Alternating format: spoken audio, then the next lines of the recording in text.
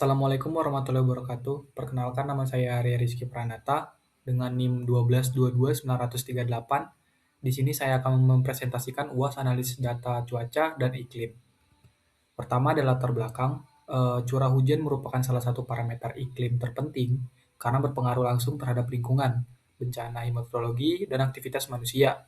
Wilayah Papua memiliki karakter iklim yang kompleks akibat topografi pegunungan tinggi serta pengaruh fenomena iklim global. Oleh karena itu, diperlukan metode analisis statis dan machine learning untuk memahami pola utama curah hujan serta faktor-faktor yang mempengaruhinya. Kemudian ada tujuan penelitian saya. Yang pertama, mengidentifikasi pola domain curah hujan di Papua menggunakan PCA. Kemudian ada menganalisis hubungan antara curah hujan dan fenomena iklim global. Kemudian ada mengelompokkan aktivitas matahari dan gangguan geomagnetik menggunakan metode clustering. Kemudian ada memprediksi curah hujan menggunakan pendekatan machine learning. Kemudian ada data curah hujan CRIPS bulan periode 1981 sampai 2020. Kemudian wilayah studi saya adalah Papua dari 129 derajat sampai 141 derajat bujur timur, kemudian 11 derajat sampai 0 derajat lintang selatan. Kemudian data iklim global index Nino 34 dan Dipolar Mode Index itu DAMI. Kemudian ada data aktif matahari sunspot dan indeks DST dari 1996 sampai 2019. Kemudian ada metodologi.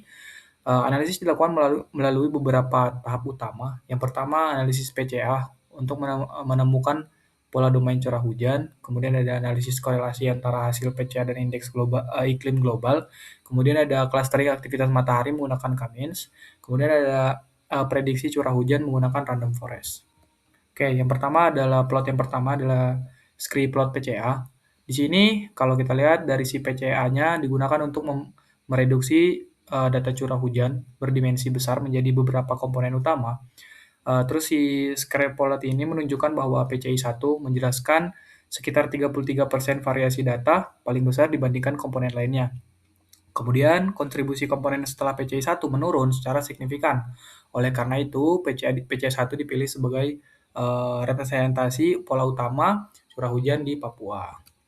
Kemudian yang plot saya selanjutnya adalah pola spasial dan temporal PCI 1. PCI 1 mempresentasikan pola domain distribusi curah hujan di Papua. Kemudian peta spasial menunjukkan perbedaan yang jelas antara wilayah Papua bagian utara dan selatan. Perbedaan ini dipengaruhi oleh keberadaan pegunungan tengah Papua yang mempengaruhi progres pembentukan hujan. Kemudian ada grafik temporal menunjukkan fluktuasi kuat dari tahun ke tahun yang menandakan variabilitas iklim kejadian ekstrim. Oke, selanjutnya adalah korelasi PCI 1 dengan ENSO dan IOD. Pertama adalah hubungan antara PCI dan indeks Nino 3.4 menunjukkan korelasi negatif dengan nilai sekitar minus 0,34. Hal ini menunjukkan bahwa saat El Nino terjadi, curah hujan di Papua cenderung menurun. Kemudian ada korelasi antara PCI dan indeks DMI juga bernilai negatif, namun lebih lemah. ENSO menjadi faktor utama yang mengontrol variabilitas curah hujan di Papua, sedangkan IOD berperan sebagai faktor tambahannya. Kemudian ada korelasi Nino 3.4 dengan hujan. Kalau kita bisa lihat di sini ada scatter, ini menunjukkan hubungan langsung antara ENSO dan curah hujan aktual. Hubungan negatif terlihat jelas, di mana peningkatan indeks Nino 3,4 diikuti oleh penurunan curah hujan.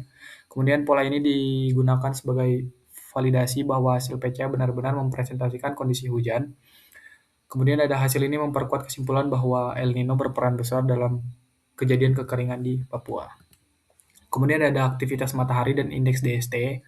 Jumlah sunspot digunakan sebagai indikator tingkat aktif terhadap matahari. Indeks DST mempresentasikan tingkat gangguan geomagnetik di bumi. Peningkatan aktivitas matahari diikuti oleh meningkatnya frekuensi gangguan geomagnetik. Kemudian nilai DST yang mencapai hingga minus 400 nanotesla menandakan terjadinya badai geomagnetik yang sangat kuat. Kemudian adalah hasil clustering Cummins.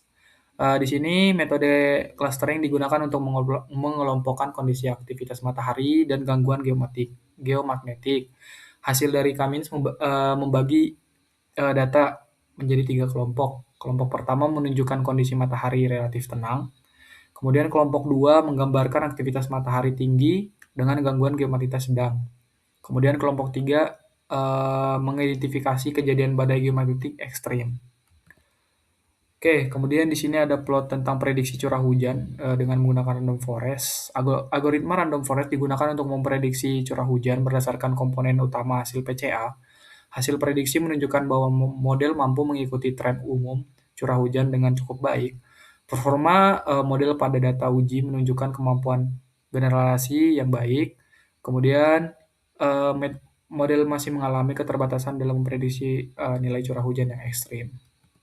Oke, kesimpulan dari hasil presentasi saya yang pertama adalah PCA berhasil mengidentifikasi pola utama curah hujan di wilayah Papua. Kemudian ENSO merupakan faktor paling dominan dalam mengontrol variabilitas curah hujan. Kemudian clustering efektif dalam membedakan kondisi aktivitas matahari dan badai geomagnetik.